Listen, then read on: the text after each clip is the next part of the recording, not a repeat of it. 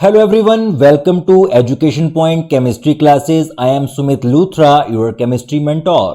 और बेटा आज हम करने वाले हैं एक बहुत ही इंटरेस्टिंग और इम्पोर्टेंट टॉपिक जिसकी हमें काफ़ी ज़रूरत पड़ती है इनऑर्गेनिक केमिस्ट्री के क्वेश्चंस को सॉल्व करने में।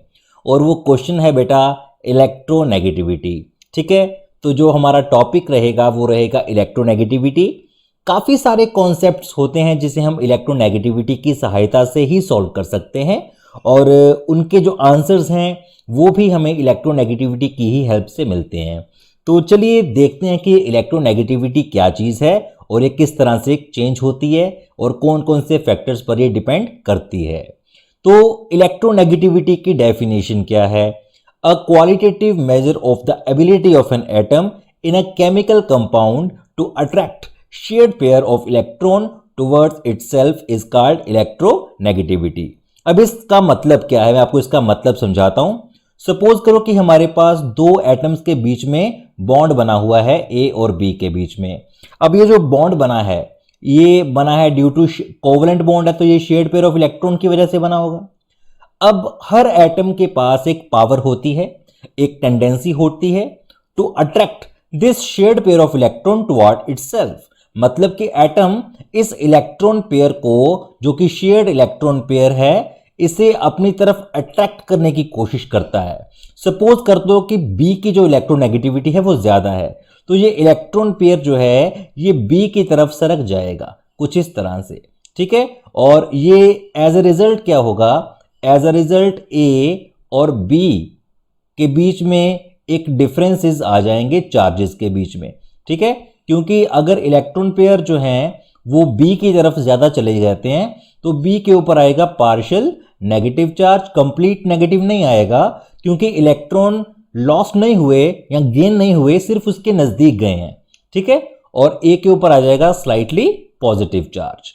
तो ये जो चेंजेस आते हैं चार्जेस में, ये बेटा इलेक्ट्रोनेगेटिविटी के कारण ही आते हैं। Okay, Unlike ionization enthalpy and electron gain enthalpy, it is not a measurable quantity।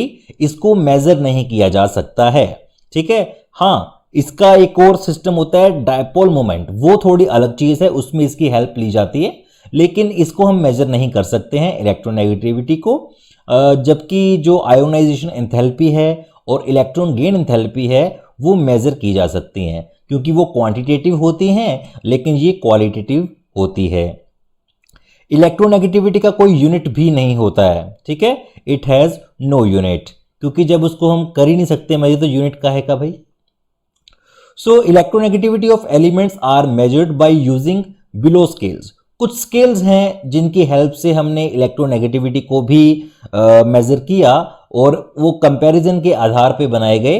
तो वो स्केल कौन कौन से हैं? पहला है पॉलिंग स्केल, दूसरा है मोलिकिन स्केल और तीसरा है एल्ड्रोको स्केल।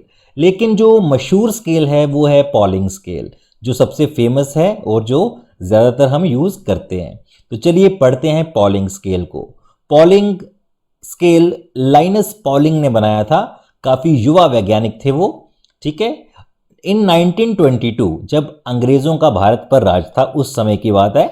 लिनस पॉलिंग वो अमेरिका के साइंटिस्ट थे। Assigned arbitrarily a value of electronegativity of 2.12 hydrogen. उन्होंने क्या किया कि हाइड्रोजन को एक वैल्यू दी इलेक्ट्रोनेगेटिविटी की, दैट वाज 2.1, और बाकी की जो वैल्यूज थी उन्हें उसके साथ कंपेयर करके बनाया गया। तो इस तरह से उनका स्केल जो था वो बन गया। सेकंड था मोलिकन स्केल। मोलिकन स्केल में क्या होता है? मोलिकन स्केल में एवरेज निकाली जाती है आयोनाइजेशन पोटेंशियल और इलेक्ट्रॉन अफिनिटी की। ठीक है, it is applicable for monovalent element, मतलब कि जिनकी वैलेंसी 1 होती है। ठीक है, जैसे अल्कली मेटल्स हैं या हैलोजेंस हैं, उनकी जो इलेक्ट्रोनेगेटिविटी है वो मोलिकन स्केल के साथ इस फॉर्मूले द्वारा हम फाइंड आउट कर सकते हैं। ओके, तो ये फॉर्मूला है electronegativity XM is equal to IP मतलब आयोनाइजेशन पोटेंशियल प्लस EA मतलब इलेक्ट्रॉन अफिनिटी अपॉन 2। इसके अलावा आप ये कह सकते हैं कि if the ionisation potential and electron affinity values are in electron volt, अगर ये इलेक्ट्रॉन वोल्ट में होती हैं वैल्यूज, तब आपका फॉर्मूला कुछ चेंज हो जाएगा। Ionisation potential plus electron affinity upon 5.6 होगा उस केस में, ठीक है। लेकिन अगर आपकी वैल्यूज किलो जूल पर मोल में होती हैं तब ionisation potential plus electron affinity upon 544 होगा। और अगर आपकी जो वैल्यू है वो निकलती है किलो कैलोरीज पर मोल में, तब फॉर्मूला इस तरह से हो जाता है कि ionisation potential plus electron affinity upon 123। तो इस तरह से फॉर्मूले में बदलाव भी आते हैं। चलिए कुछ सवालों का जवाब देते हैं, उसके बाद आगे बढ़ेंगे। तो सवाल है कि इलेक्ट्रोनेगेटिविटी के यूनिट्स क्या हैं। तो इसका आंसर है ऑप्शन ए है हमारे पास इलेक्ट्रॉन वोल्ट पर एटम, या फिर किलो जूल पर एटम, या फिर कैलोरीज पर मोल, या फिर नो यूनिट्स। तो हमने इस बारे में बात कर ली थी कि इलेक्ट्रॉन नेगेटिविटी के कोई यूनिट्स नहीं होते हैं। तो हमारा option D is the answer. आगे है हमारे पास कि which scales measures electronegativity of elements. कौन सा स्केल है जो इलेक्ट्रोनेगेटिविटी ऑफ एलिमेंट्स की मेजरमेंट करता है। पहला है option A Pauling scale, B Mulliken scale, C Albert Rochow scale, and D all of these. तो भाई हमने देखा था कि ये तीनों स्केल जो हैं वो इलेक्ट्रोनेगेटिविटी को मेजर करने का अच्छा खासा माध्यम है। तो इसलिए हमारा जो आंसर रहेगा वो रहेगा D option all of these, क्योंकि ये सभी यूज किए जाते हैं for the measurement of electronegativity. अगला क्वेश्चन है कि Mulliken scale is applicable for dash elements. तो ये मुलिकन स्केल है वो मोनोवेलेंट एलिमेंट्स के लिए यूज होता है, और इसके ऑप्शन में हमें मोनोवेलेंट मिल चुका है ऑप्शन बी में। तो ऑप्शन बी मेरा सही जवाब होना चाहिए। जाहिर सी बात है कि मोनोवेलेंट दिया है तो वही हमारा आंसर होगा। Question number 4, electronegativity of hydrogen atom is. तो हमने अभी भी सीखा था कि जो हाइड्रोजन एटम है उसकी इलेक्ट्रोनेगेटिविटी 2.1 जो है वो रखी गई थी। तो ऑप्शन में 4 है, 3 है, 2.1 भी है और 1.8 भी है। तो जाहिर सी बात है कि हमारा आंसर होना चाहिए ऑप्शन सी। इलेक्ट्रोनेगेटिविटी किस प्रकार से चेंज होती है along a period and group. तो उसके बारे में बात करते हैं, उसका ट्रेंड क्या है पीरियोडिक टेबल में। अगर ग्रुप की बात करी जाए तो किसी भी ग्रुप में जब हम टॉप टू बॉटम मूव करते हैं तो साइज इंक्रीज होगा, और अगर साइज इंक्रीज होगा तो इलेक्ट्रोनेगेटिविटी डिक्रीज होगी, ठीक है। अगर साइज बढ़ता है या शील्डिंग इफेक्ट बढ़ता है तो इलेक्ट्रोनेगेटिविटी की वैल्यू डिक्रीज करती है, ठीक है, क्योंकि जितना बड़ा एटम होगा वो इलेक्ट्रॉन को उतना ही कम अट्रैक्ट करेगा, क्योंकि उसका न्यूक्लियस काफी अंदर हो जाता है। तो अगर मैं बात करता हूं पहले पीरियड की, पहले ग्रुप की सॉरी, जिसमें है लिथियम, सोडियम, पोटेशियम, रुबिडियम और सीजियम, उनकी इलेक्ट्रोनेगेटिविटी की वैल्यू आप देख सकते हैं कि 1.0, फिर 0.9, फिर 0.8, फिर 0.8, फिर 0.7। तो घट रही है, कम हो रही है। सिमिलरली ग्रुप नंबर 17 जो है उसमें 4.0 से 2.2 तक हो जाती है। तो आप अंदाजा लगा सकते हैं कि ये डिक्रीज होती है up to down, and the answer the reason is due to increase in size. तो अगर हम बात करते हैं पीरियड में, जब हम अप टू डाउन मूव करते हैं तो इलेक्ट्रोनेगेटिविटी डिक्रीज करती है क्योंकि साइज इंक्रीज करता है, लेकिन लेफ्ट टू राइट अगर मैं किसी पीरियड में चलता हूं तो साइज डिक्रीज करेगा भाई, और अगर साइज डिक्रीज करेगा तो इलेक्ट्रोनेगेटिविटी की वैल्यू इंक्रीज होनी चाहिए। तो इलेक्ट्रोनेगेटिविटी की वैल्यू इंक्रीज होती है, वाकई में होती है अगर मैं लेफ्ट राइट मूव करता हूं तो। और रीजन है इसका कि अगर साइज घटेगा तो इफेक्टिव न्यूक्लियर चार्ज इंक्रीज होगा, और अगर इफेक्टिव न्यूक्लियर चार्ज इंक्रीज होगा तो इलेक्ट्रॉन्स को अपनी तरफ बुलावा देगा कि भाई आजा आजा आजा, राइट, कुछ इस तरह से। तो कुछ पीरियड की अगर मैं बात करूं, जैसे पीरियड नंबर 2 है lithium, beryllium, boron, carbon, nitrogen, oxygen, fluorine, इनकी इलेक्ट्रोनेगेटिविटी लगातार बढ़ती ही जा रही है। 1, फिर 1.5, फिर 2, फिर 2.5, 0.5 का फर्क आ रहा है। और अगर मैं थर्ड पीरियड की बात करूं तो उसमें भी आप देख पा रहे हैं कि 0.3 का फर्क आ रहा है और वो इंक्रीज होती जा रही है। तो इस तरह से इलेक्ट्रोनेगेटिविटी जो है लेफ्ट राइट इंक्रीज होगी और अप टू डाउन डिक्रीज होगी। In the given period halogen has the highest electronegativity, और उसका रीजन है कि वो सबसे छोटे हैं, ठीक है। Most electronegative elements in the periodic table is fluorine.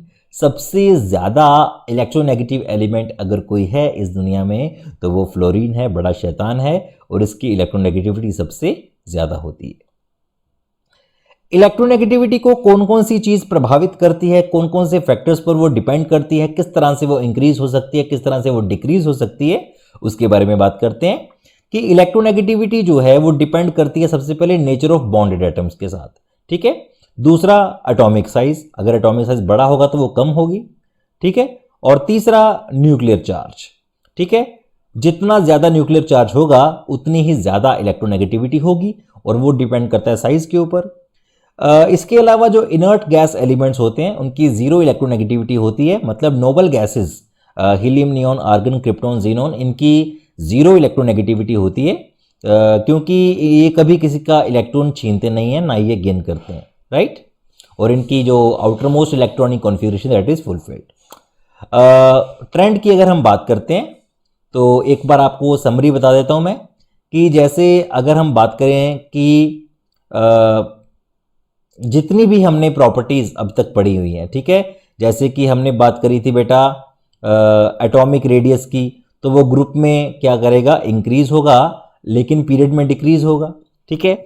और अगर एटॉमिक रेडियस का ऐसा काम होता है तो जो इलेक्ट्रोपॉजिटिविटी है वो लेफ्ट टू राइट जो होती है वो डिक्रीज करती है और ग्रुप में वो इंक्रीज करेगी, सीधी सी बात है, ठीक है। अगली प्रॉपर्टी होगी ऐसे मेटालिक नेचर, तो वो साइज बढ़ेगा तो वो भी इंक्रीज होती है, तो वो भी ग्रुप में बढ़ेगी और पीरियड में घटेगी। इसके अलावा बेसिक नेचर जो है, ठीक है, वो भी ग्रुप में इंक्रीज करता है और पीरियड में डिक्रीज करता है। इसके आगे अगर मैं बात करूं, आयोनाइजेशन पोटेंशियल वो ग्रुप में डिक्रीज करेगा, क्योंकि वो अगर साइज इंक्रीज होगा तो जाहिर सी बात है कि आयोनाइजेशन पोटेंशियल डिक्रीज करेगा, तो इसी लिहाज से अगर देखा जाए तो पीरियड में वो इंक्रीज करता है। इलेक्ट्रोनेगेटिविटी जो हम अभी अभी पढ़ के आए हैं वो बेटा ग्रुप में डिक्रीज करती है और पीरियड में इंक्रीज करती है। और इलेक्ट्रॉन गेन एंथैल्पी से इलेक्ट्रॉन अफिनिटी भी कहा जाता है, वो भी ग्रुप में डिक्रीज करती है और पीरियड में इंक्रीज करती है। और जो नॉन मेटेलिक कैरेक्टर है वो भी ग्रुप में डिक्रीज करता है और पीरियड में इंक्रीज करता है। तो ये कुछ और प्रॉपर्टीज़ हैं जिन्हें इलेक्ट्रोनेगेटिविटी के साथ रिलेट किया जा सकता है कि किस तरह से वो इंक्रीज या डिक्रीज करेगी। आई होप कि आपको ये सब कुछ पसंद आया होगा। अगर हम एसिडिक नेचर की भी बात करें तो वो भी भैया डिक्रीज करेगा इन अ ग्रुप और इंक्रीज करेगा इन अ पीरियड। ओके, तो कुछ एमसीक्यूज कर लेते हैं जाते जाते। Most electronegative element periodic table में कौन सा है? फ्लोरीन है, क्लोरीन है, ऑक्सीजन है या फिर नाइट्रोजन है?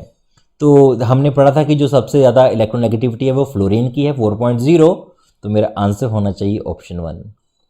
इलेक्ट्रोनेगेटिविटी ऑर्डर बताएंगे आप फ्लोरीन, ऑक्सीजन, नाइट्रोजन, कार्बन का, तो सबसे ज़्यादा है फ्लोरीन की, फिर ऑक्सीजन, फिर नाइट्रोजन, फिर कार्बन।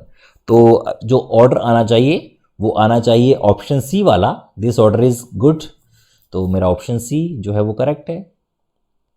अगला सवाल है कि इलेक्ट्रोनेगेटिविटी ऑफ फ्लोरीन एटम कितनी होती है?